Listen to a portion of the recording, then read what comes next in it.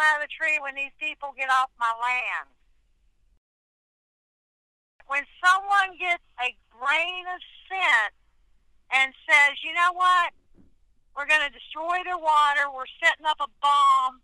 The people that made their last pipeline that's doing this one's already leaked 3 times.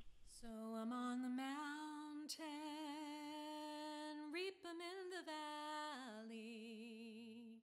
So I'm on the mountain, reap 'em in the valley. So I'm on the mountain, reap 'em in the valley. I'm sitting up here and they were on both sides of me. And I got to hear the big ones fall because I won't open my tarps up because I don't think I can look at it right now.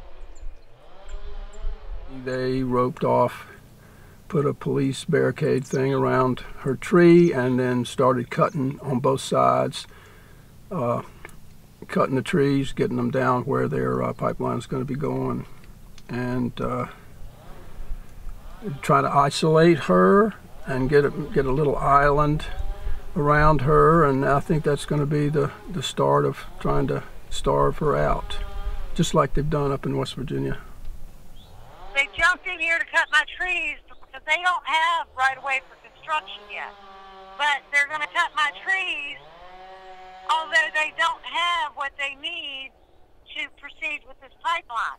I think that's one of the big issues with this pipeline is that the rest of the public that is not in this community up here, a good chunk of them don't think it's going to affect them. It's not my backyard, but it is. It is your backyard. We are what feed a lot of the clean, crisp water that Roanoke City gets, but yet they don't think it's going to affect them. They haven't decided how to lie about the sediment coming down these huge, steep banks into these creeks feeding into the Roanoke Valley and Salem. They haven't come up with a lie for that yet, so they can't get their permit. I wish the state would outlaw fracking here like they did in New York. I'd like to see that whole thing just die, because it is on the wrong side of history.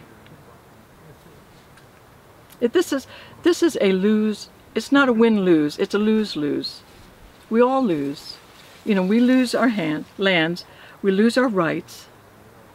We lose clean water, which, you know, is paramount to life.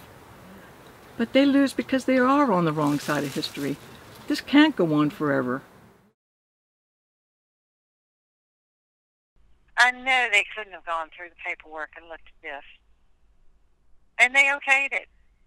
You know, and when we looked at the maps, they had left out the creeks and the wetlands that they sent to FERC. They just left them out because we don't want to worry FERC with, you know, facts and details. So they've lied the whole way in.